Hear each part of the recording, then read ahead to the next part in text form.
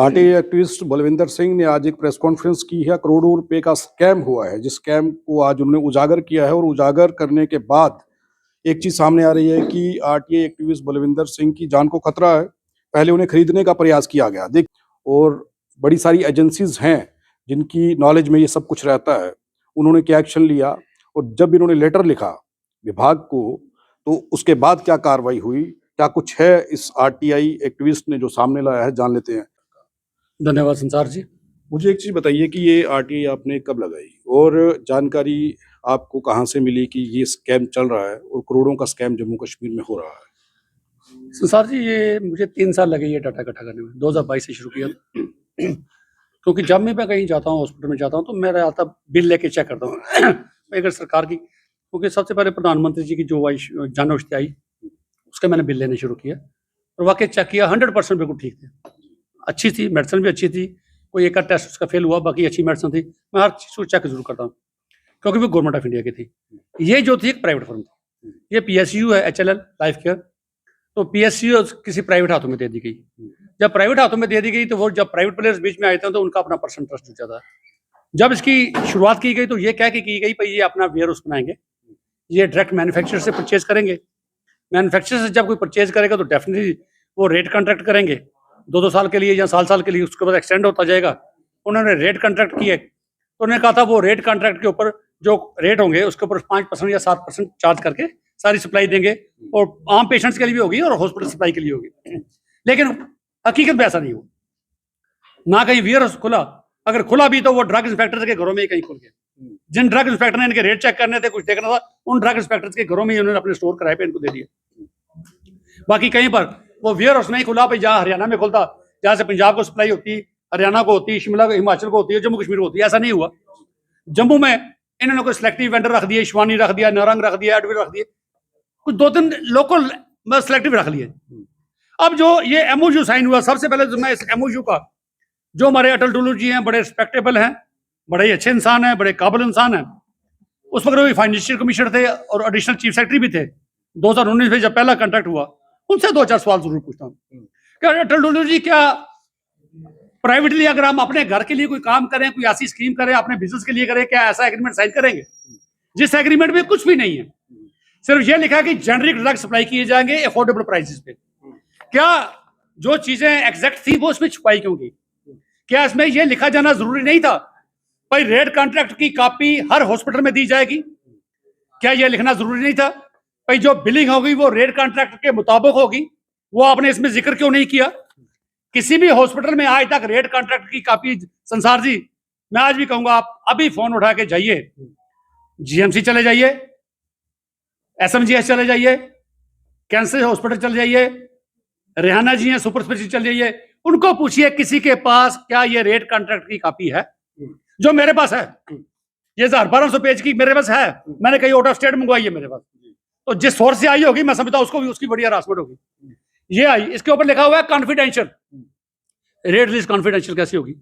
तो मैं ये डुल्लू साहब से, ये मेरे सवाल थे भाई ये चीजें, और आपकी वेबसाइट डुल्लू साहब, इनकी अपने वेबसाइट ने कभी चेक की होगी? मैं वेबसाइट चेक करता हूँ पिछले 3 साल से, जब से मेरी इनको आरटीआई लगनी शुरू होगी, इनको पता लग गया कोई पीछे लग गया, इन्होंने एक एक चीज करके वहां से डिलीट करनी शुरू कर दी।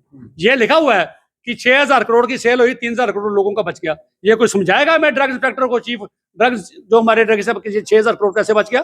आज हर दुकानदार ने अपने घर के बाद, दुकान के बाद लिखा है 50-30% से लेकर 70%, 50% अगर वो भी दे रहे हैं तो आप में उनमें क्या फर्क है? जेनरिक मेडिसिन दे रहे हो, अब फर्क कहाँ आया? जब मैंने पकड़ा कैसे इनको, एक तो मैं इस एग्रीमेंट की बात की चीफ सेक्रेटरी साहब से, ये एग्रीमेंट आपने गलत किया, MOU में कोई भी चीज जिक्र नहीं है भाई हमारा वेयर हाउस होगा, आप कैसे प्रोक्योरमेंट, भाई प्रोक्योरमेंट कैसे होगी, हमारी प्रोक्योरमेंट कैसे करेंगे, इसका कोई जिक्र नहीं है MOU में, ठीक। उसके बाद कुछ देर के बाद एक चीफ सेक्रेटरी, एक लेटर है जो चीफ से हमारे साहब लिखते हैं लेटर, लेकिन यहाँ पर सर एक लेटर में बताऊं, कई अफसर बड़े अच्छे होते हैं और दिलदार होते हैं, और बेशक उनको खमियाजा भी भुगतना पड़े, इनको भुगतना पड़ा। ये बड़े हॉस्पिटल में सुप्रीडेंट थे, उसके बाद इनको डिमोट करके छोटे हॉस्पिटल में सुप्रीडेंट बनाया गया। इन्होंने प्रिंसिपल साहब को लिखा है क्योंकि ये बर्दाश्त नहीं कर पाए तो जम्मू के डॉक्टरों के लिए जो पैसा आता है, जो फंड्स आते हैं लोगों के बेबूदी के लिए, पेशेंट वेलफेयर के लिए, वो क्यों वेस्ट हो रहा है? इन्होंने प्रिंसिपल को चिट्ठी लिखी 5/12/2023 को। प्रिंसिपल साहब को चिट्ठी लिखते हैं, ये प्रिंसिपल साहब ये जो हमारा इनके साथ एमओयू हुआ है और ये जो रेट कॉन्ट्रैक्ट की कापी इन्होंने हमें दी नहीं आज तक, ये रेट्स बहुत ज़्यादा चार्ज कर रहे हैं। मैंने मार्केट में 4-5 आइटमों का कंपैरिजन किया है, ये रेट बहुत ज़्यादा चार्ज कर रहे हैं। तो हमारा बजट एग्जॉस्ट हो रहा है, हमें एलो किया जाए मार्केट से परचेज करने के लिए। तो प्रिंसिपल साहब ने कोई एक्शन नहीं लिया, जिसमें मैं रेट भी आपको बता दूं, जो रेट 4 आइटमों को उन्होंने रेट लिखे, उसी को लेकर बाद में फिर मैंने तहकीकात शुरू की। ये कहते हैं जी मैपटास जो कैंसर के ड्रग है 100 mg बाजार में 2000 के करीब है, ये 3600 की दे रहे हैं। ठीक, मैपटास 500 बाजार में 8600 की मिलती है, ये इनको 18000 में सप्लाई दे रहे हैं, हॉस्पिटल की सप्लाई। बेवाटास 100 mg बाजार में 3800 की है, कहीं 3000 की भी है, ये उनको 10,665 में दे रहे हैं। डेब्रूमैप मार्केट में 10,000 की है, किसी जगह 9 की भी है, ये इनको हॉस्पिटल में 15,000 की दे रहे हैं। मैं एक मेडिसिन में इतना फर्क, तो कितने पेशेंट आ रहे हैं, आयुष्मान में कितने जा रहे हैं, आयुष्मान का बजट भी अपसेट हो रहा है। जब ये चीजें देखी तो मैंने भी एक मेल की आबिद जी को, ये लेटर साथ में इंडोर लगाई और मैंने आबिद जी को एक मेल की। मैंने कहा आबिद जी, ये मेल आपको कर रहा हूँ, मुझे ये बताइएगा प्लीज कि ये जब मेल के बाद 3 महीने के बाद उन्होंने मैंने आरटीए लगाई, क्योंकि उन्होंने किया कुछ नहीं। मैंने कहा था ये सस्पेंड कीजिए सर। उन्होंने ये मेरी मेल गई उनको 23/10/24 को गई, 23/10/24 को मैंने लिखा पेमेंट सस्पेंड कीजिए, तो ये बहुत ज्यादा एक्सेस चल रहा है। 3 महीने के बाद आरटीए लगाई, आरटीए इसका जवाब नहीं दिया। आरटीए में पूछा जी ये मेल आपके पास कब पहुंची, कब टेबल हुई, आपने इसके ऊपर क्या एक्शन लिया। उन्होंने कहा जी मेल 1 हफ्ते के बाद हमारे पास आ गई, तो एक्शन अंडर प्रोसेस, एक्शन अभी तक अंडर प्रोसेस, किसी तरह से कोई एक्शन नहीं लिया गया। सीधा लिखा है रेट, ये सुप्रीटेंडेंट साहब की लेटर है। उसके बाद जब मैंने चेक किया, सर ये देखिए साहब जी, ये पोविडाइन एक सोल्यूशन होता है, एक ही हॉस्पिटल में 3 रेट दिए जा रहे हैं, 329, 282, 293। एमआरपी सेम है, किसी जगह डिस्काउंट 31% है, किसी जगह 45%, किसी जगह 38%। ये किस किस्म की सेल हो रही है? ये तो फड़ियों में माल ऐसा नहीं मिलता। इतनी बड़ी अगर कंपनी है तो HLL, उसका ये यूनिफॉर्मिटी तो होनी चाहिए ना, कितना डिस्काउंट देना ये। उसके बाद लिंजोलिड, ये सुपर स्पेशलिस्ट, वहां से मुझे जवाब आया लिंजोलिड, ये देखिए 28.28.28। एक बार सुबह दे रहे हैं 246 रुपए की दवाई, दिन को दे रहे हैं 176 रुपए की, शाम को फिर 198 रुपए की। डिस्काउंट तीनों बार बढ़ गया, फर्क हो गया। शेयर मार्केट की तरह काम कर रहा है, शेयर मार्केट की तरह काम करता है। दिल्ली से क्या फोन आया, 10% बढ़ा दो, शाम को फोन आया 5% कम कर दो। भाई ये बिल्कुल आपने बात दुरुस्त की, शेयर मार्केट की तरह काम करता है। ये चीजें पहली बार हमारे संज्ञान में आई कि ये कनेक्टेड है शेयर मार्केट के साथ। ठीक है जी। उसके बाद ये प्रोविडेंट सोल्यूशन इनार्फ एसिड है, ये भी 2 रेट, 71 रुपए का और यहाँ 52 रुपए का। MRP फर्क डाल के 4 पे 43, यहाँ कहते हैं 50% डिस्काउंट देते हैं, ये 4.43% डिस्काउंट है, 7.76% डिस्काउंट है। ये 2 रेट क्यों? ट्राप्टी, हार्ट की प्रॉब्लम जब किसी को डोट हो, सबसे पहले ट्राप्टी से टेस्ट किया जाता है। ट्राप्टी जब हॉस्पिटल में जाते हैं, हॉस्पिटल वालों को सप्लाई किस रेट में देते हैं? 555 रुपए में। ये किसने दिया? अमृत ने। MRP इसकी 814। कुछ दिनों के बाद वहीं पर 18 तारीख को, ये 11 गया, 18 तारीख को 1 महीने के बाद मुझे किसी जरूरत पड़ी अपने रिलेटिव को लेकर, हमें 585 की दी, उसमें से 35 रुपए फालतू लिए। लेकिन जब मैंने मार्केट से कोटेशन ली, मुझे 330 की कोटेशन मिली। मैं मार्केट से ये कम से कम 100% मार्केट से भी ज्यादा चार्ज करते हैं, हॉस्पिटल को सप्लाई दे रहे हैं, दे रहे हैं। उसके बाद अब देखिएगा, ये एंटी रेबीज के इंजेक्शन थे, इनको मेडिकल सप्लाईज कॉर्पोरेशन दे रहा था 295, वो इनको रास नहीं आया। इनको अपने आका को खुश करना था, वो 540 उससे परचेज किए, 540 रुपए में, 295 वाला छोड़ के 540 में परचेज किया। ठीक, अब एक देखिएगा, 2011 में एक सुप्रीटेंडेंट साहब चिट्ठी निकालते हैं जी, जो बजट हमारा खाने पीने का बढ़ गया है, अंडे काट दो, एग काट दो, चीज काट दो, दूध काट दो, इसको कम कर दो। पेशेंट के लिए, वो पेशेंट के लिए था, क्योंकि पेशेंट सिर्फ दवाई से ठीक नहीं होता, पेशेंट डाइट से भी ठीक होता है। सो मैं समझता हूँ ये चीजें, ये कहीं ना कहीं ये देखने वाली चीजें हैं कि कई 100 करोड़ का फायदा एक कंपनी को आप दे रहे हो, और लोगों को खाने के लिए 2 अंडे देने के लिए आपके पास हैसियत नहीं है। 5th इकॉनमी बनते जा रहे हैं, दुनिया की 5th इकॉनमी है। 2 अंडे और आधा लीटर दूध देने के लिए नहीं है, 4 बेड स्लाइसेस देने के लिए नहीं है हमारे पास, ये हम काम करते हैं। लेकिन बलविंदर जी, आपने बीच में जिक्र किया कि अपने आका को खुश करने के लिए, आका कौन है इनका? सर देखिए, जो हॉस्पिटलों में मुझे ये कहा जाता कि हम रेट नहीं चेक करते क्योंकि गवर्नमेंट ऑफ इंडिया का है।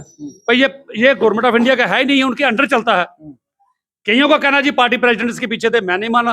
मैंने कहा जी मैं नहीं मानता पार्टी प्रेसिडेंट छोटे छोटे कामों के लिए पार्टी प्रेसिडेंट आएंगे। प्रधानमंत्री जी की इतनी अच्छी स्कीमें निकल के आई, यहाँ तो कोई ऐसी साजिश के तहत उनको बदनाम किया जाता है, पार्टियों को बदनाम करने की कोशिश की जाती है।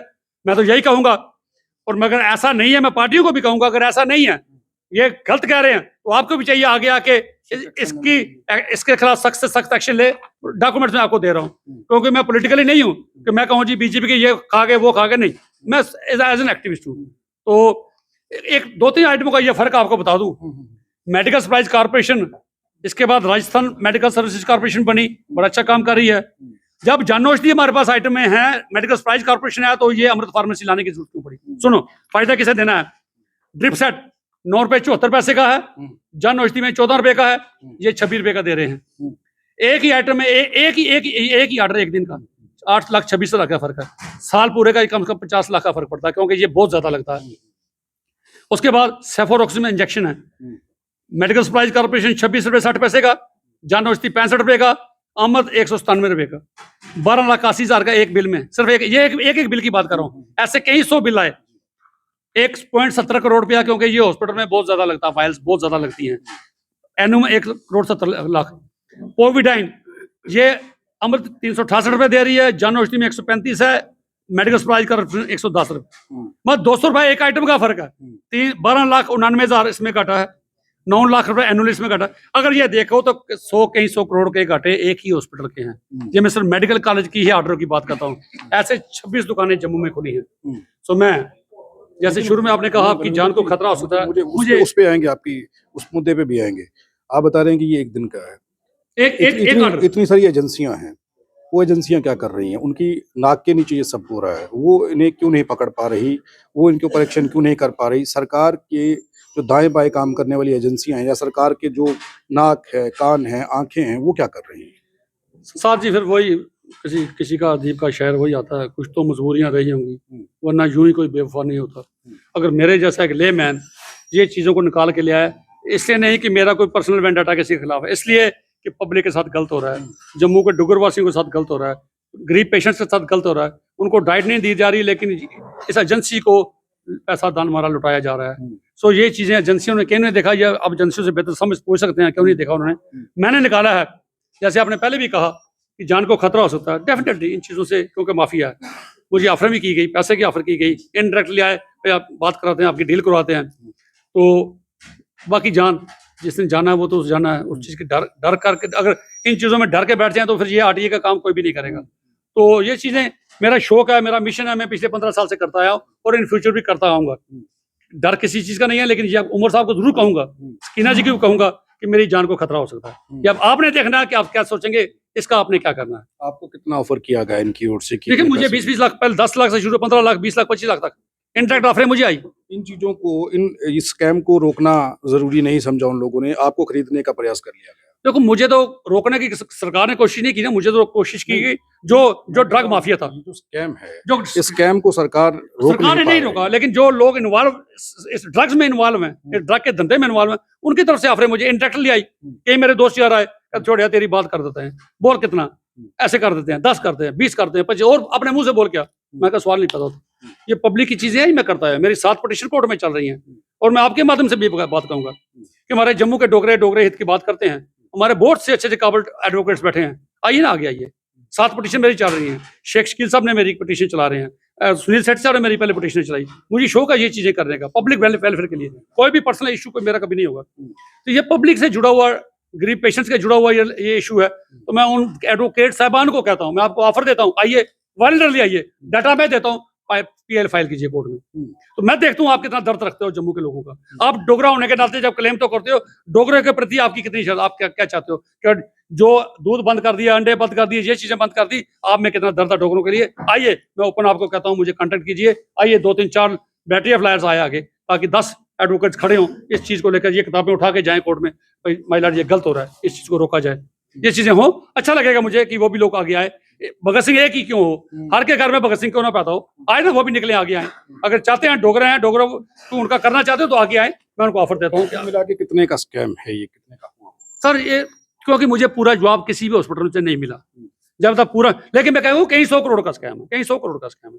ये सिर्फ जम्मू और कश्मीर का है या अच्छा, सिर्फ सुनो जम्मू सुनो, अगर ये भी कहूँ ना जम्मू कश्मीर का, और अगर यही मोडस ऑपरेंडी बाकी हिंदुस्तान में भी है, क्योंकि मुझे बाकी हिंदुस्तान का नहीं पता, हर स्टेट में ये खुली है, मुझे उस वहाँ की मोडस ऑपरेंडी का नहीं पता है। अगर यही मोडस ऑपरेंडी वहाँ भी होगा तो फिर ये पूरे एक मैं पैन इंडिया स्कैम होगा। लेकिन बाहर का मुझे पता नहीं है, मैं कोई कमेंट्स नहीं करूंगा। ना मुझे हरियाणा का पता, ना चंडीगढ़ का पता, ना मुझे चंडीगढ़ वालों ने भी, एम्स वालों ने भी वेबसाइट पे अपने रेट्स डाले हुए हैं, क्योंकि ये मेरे पास एक अखबार की कटिंग है जिसमें ये टाइम्स ऑफ इंडिया की, जिसमें उन्होंने कहा था पीजीआई ने भी अपना पीजीआई अपहोल्ड्स, उन्होंने कहा वो भी मैं चलाऊंगा भाई, नहीं लोगों की कंप्लेंट आ रही है, आप रेट ज्यादा चार्ज कर रहे हो, तो ये वेबसाइट पे आप चेक कर सकते हो। ऑनलाइन मैं रेट रजिस्टर आऊंगा तभी आपको ऑपरेट करने दूंगा। तो उन्होंने रेट लिस्ट वहां चढ़ाई।